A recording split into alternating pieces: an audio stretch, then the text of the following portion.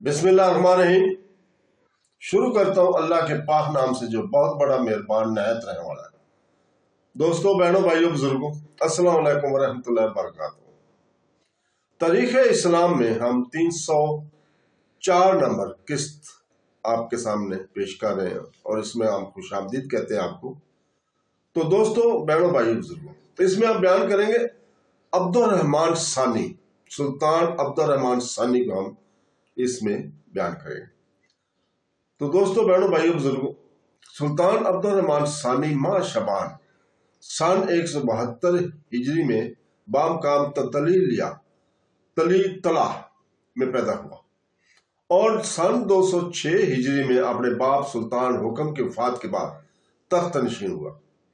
سلطان عبد الرحمن ثانی کی تخت نشینی کے وقت بظاہر ملک میں امن و امان تھا، اندرونی اور بیرونی فتنوں کو فروغ کیا جا چکا تھا، مگر اس سلطان کو تخت نشین ہوتے ہی اپنے خاندان والوں کی بغاوت کا مقابلہ کرنا پڑا۔ تو ہم پہلے ذکر کر چکے ہیں کہ سلطان حکم کا چچا زاد عبداللہ اندلس سے مراکش کی شہر تبخیر میں جا کر سکونت پذیر ہو گیا تھا۔ عبداللہ اس وقت بہت بوڑھا اور ضعیف ہو چکا تھا، مگر اپنے بھتیجے سلطان حکم کی وفات کا حال سن کر وہ تبخیر سے چلا اور اندلس میں وارد ہو کر اپنی حکومت کا اعلان کر دیا۔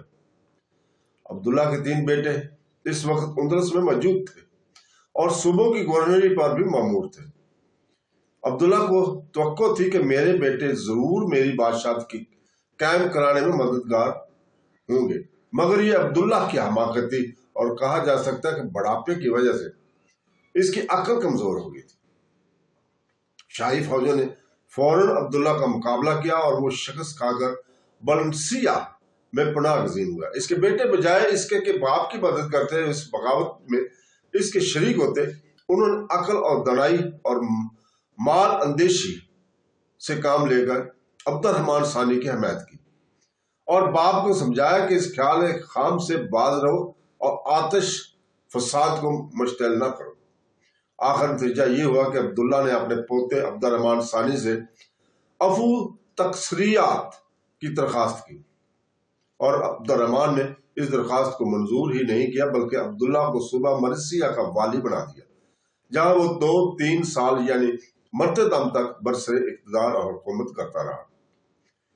تخت نشین کے پہلے ہی سال یعنی 206 ہجری میں ابراہیم موصلی کا شاگرد علی بن نافع معروف با فریاب وار اندلاس ہوا۔ علی بن نافع موسیقی میں استاد کامل تھا، نیز علوم مروجہ اور بعض دوسرے علوم غریبیہ میں بھی ماہر رکھتا تھا۔ سلطان حکم نے یہ سن کر کہ ملک عراق اور شام میں اس کے مرتبہ کے موافق قدردانی نہیں ہوئی، اس کو اندلس میں اپنے پاس طلب کیا تھا، مگر اس کے پہنچنے سے پہلے ہی سلطان حکم فوت ہو چکا تھا۔ جب سلطان عبد الرحمن کو اس حکیمی اور فلسفی کے وارد اندلس ہونے کا حال معلوم ہوا تو اس نے شہروں کے عاملوں کے نام احکام جاری کر دیے کہ قرطبہ تک پہنچنے میں علی بن نافع کو جس شہر میں ہو کر گزرنا پڑے، اس شہر کا حاکم اس کا شاہانہ استقبال کرے اور متحد غلام اور گھوڑے اور ہدیے پیش کرے۔ غرض بڑی عزت و احترام سے یہ شخص قرطبہ تک پہنچا اور بادشاہ کا مقرب خاص اور ندیم بااختصاص بن گیا۔ اس نے اندلس میں بڑی بڑی اہم معاشرتی اصلاحیں کی اور تکلفات اور زینت کے عجیب طریقے ایجاد کیے جو بہت جلد مقبول ہے۔ اس کی کوششوں سے قرطبہ کے اندر آب رسانی کے نل لگائے گئے اور بہت جلد اندلس کے دوسرے شہروں میں بھی نلوں کا سلسلہ جاری ہو گیا۔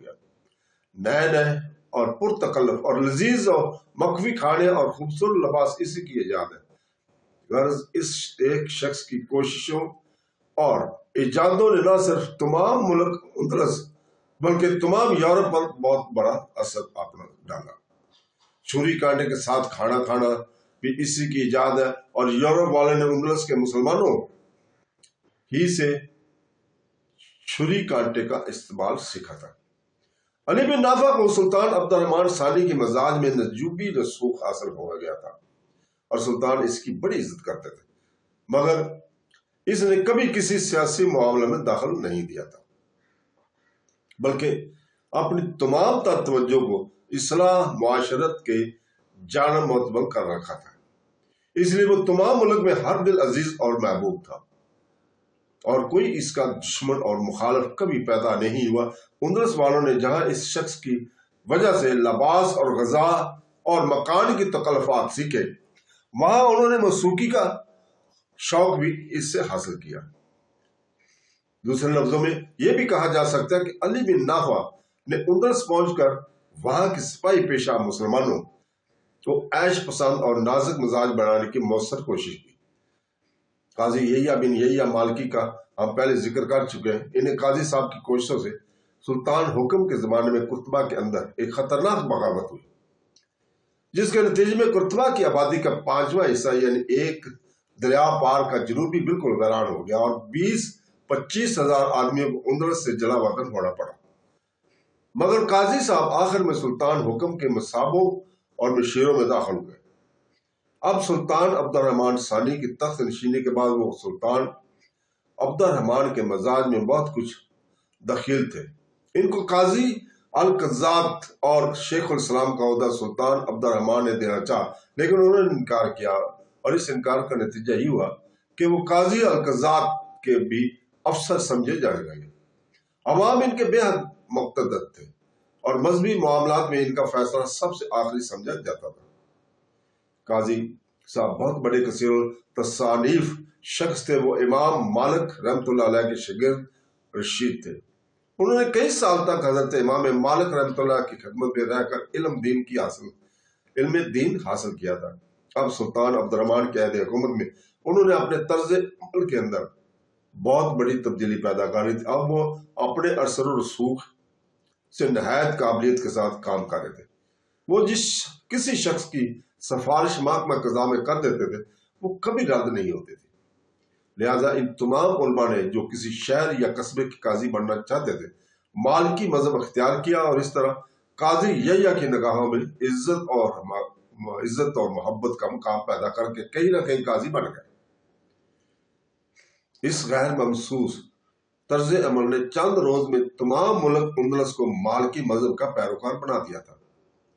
سلطان عبد الرحمن ثانی اپنے باپ کے زمانے سے امور سلطنت میں دخیل اور تمام حالات سے خوب واقف تھے اور تجربہ کار بھی تھے۔ لہذا انہوں نے احتیاط سے کام لیا اور اس بات کی کوشش کی کہ مولویوں اور مولوی مزاج لوگوں کو اس کے خلاف لوگوں کے کرنے کا کوئی موقع نہ ملے۔ عبد الرحمن ثانی کی تخت نشینی کے وقت اندلس کا تمام شمالی حصہ، جس میں خلیج بسکی کا جنوبی ساحل اور جبل البرطات کا جنوبی دامن شامل تھا، عیسائیوں کے قبضے میں تھا اس وقت۔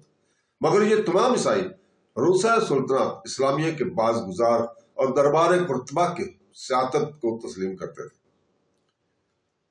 دربار قرطبہ بھی اندلس کے اس شمالی حصے سے اس کے سوا اور کچھ نہ چاہتا تھا۔ بارسلونا کا علاقہ بھی بارسلونا عیسائیوں کے قبضے میں عرصہ سے پہنچ چکا تھا، اور وہاں ریاست گاتھک مارچ کے فرما روا کی طرف سے ایک نائب الریاست مامور تھا۔ اس طرح اندلس کے مشرقی اور شمالی ساحل کا بھی ایک حصہ عیسائیوں کی تصرف میں تھا۔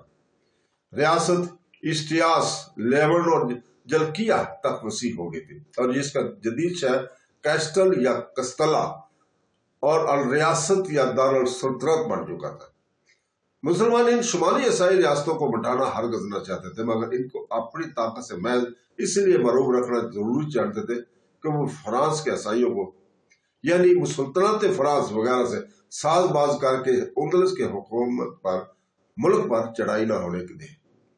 اسی غرض کے لیے وہ خلیج بسکی کو عبور کر کے اور کبھی جبل البرطات کو طے کر کے فرانس کے ملک پر حملہ کرتے تھے کہ شمالی ملکوں کے عیسائی اندلس کی جانب اقتدام نہ کر سکے۔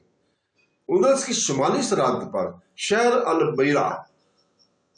البیرا تھا، جہاں دربار قرطبہ سے سرحدی عمل مقرر کیا جاتا تھا۔ البیرت کے اس سرحدی عمل نے وہاں کی رعایا پر ظلم کیا اور عیسائیوں سے ساز باز رکھا۔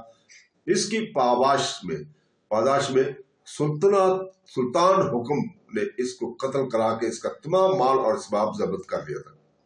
اس کے چند ہی روز بعد سلطان حکم کا بھی انتقال ہو گیا تھا۔ جدید سلطان کی تخت نشینی پر سرحدی عیسائیوں نے موقع پایا اور البرات کے فوج اور رعایا کو بہکا کر کتبہ پر بھیجا کہ وہ اس مال کا مطالبہ کرے جو مقتول عامل کا سرکاری خزانے کے حق میں ضبط ہوا تھا، کیونکہ وہ مال در حقیقت رعایا کا مال ہے جو عامل نے زبردستی چھین لیا تھا۔ یہ احتجاج لوگ قرطبہ میں 2206 کے بعد 207 ہجری میں پہنچ کر کیسر سلطانی کے دروازے پر گستاخانہ حرکات کے عامل ہوئے۔ ان کی تعدیب کے لیے شاہی محافظ دستے کو حکم ہوا اور ان لوگوں نے مقابلہ کیا، بہت سے مارے گئے، بہت سے بھاگ گئے۔ اس کا نتیجہ یہ ہوا کہ سرحد پر عیسائیوں کو اور بھی زیادہ سوچ پھیلانے کا موقع مل گیا تھا۔ اسی جنگ یعنی 207 ہجری میں علاقہ تدمیر کے اندر عربوں کے قبائل مزریہ اور قبائل یمانیہ میں جنگ چھڑی۔ اس خانہ جنگی کو فروغ کرنے کے لیے شاہی فوج بھیجی گئی اور آتش فساد فروغ ہوئی، مگر جب شاہی فوج واپس ہوئی تو یہ قبائل پھر آپس میں لڑنے لگے۔ پھر شاہی فوج گئی، غرض کے قبائل کی اس خون ریزی کا سلسلہ قریباً 7 سال تک جاری رہا اور ملک اندلس کے اندر قبائل عرب کے نے عرب جاہلیت کی سیرت خونخواری کی خوب نمائش کی۔ سن 208 میں عیسائی ریاست اسٹریاس جلکیہ نے باج اور خراج کی ادائیگی سے انکار کر کے علم بغاوت بلند کیا اور سلطنت اسلامیہ کی حدود میں داخل ہو کر شہری کو لوٹا۔ اس خبر کو سن کر سلطان عبد الرحمن ثانی نے اپنے سپہسالار عبد الکریم بن عبد الواحد بن مغیث کو ماہ فوج اس طرف روانہ کیا۔ اس بہادر سپہسالار نے وہاں پہنچ کر ماہ جمادی آخر سن 208 ہجری میں عیسائیوں کو شکست دے کر بھگا دیا اور ان کی فوجیں بھاگ کر پہاڑوں میں جا چھپی۔ عبد الکریم نے عیسائیوں کی سرحدی قلعوں کو مار کر کے عیسائی فرمان روا کو مجبور کیا کہ وہ خراج ادا کرے اور آئندہ فرما بردار رہنے کا اقرار کر کے معافی چاہیے۔ اس کامیابی کے بعد عبد الکریم واپس آیا اور فوراً یہ فوج اس سپہسالار کی سرکردگی میں بارسلونا کی طرف روانہ کی گئی، جہاں سے بغاوت اور جنگی تیاری کی خبر پہنچی تھی۔ شاہی فوج نے جاتے ہی بارسلونا کا تمام علاقہ فتح کر کے عیسائیوں کو بھگا کر پہاڑوں کے اندر چھپنے پر مجبور کر دیا اور جلکیہ والوں کی طرح ان سے بھی اقرار اتحاد لے کر تمام ملک مفتوحہ کو اپنے انہی کے قبضے میں چھوڑ دیا گیا۔ تو دوستو، آج آپ سے اجازت چاہتے ہیں، کل تک کے لیے۔ کل انشاءاللہ تعالیٰ اسی وقت حاضر ہوں گے اگلی قسط کے لیے۔ اللہ حافظ۔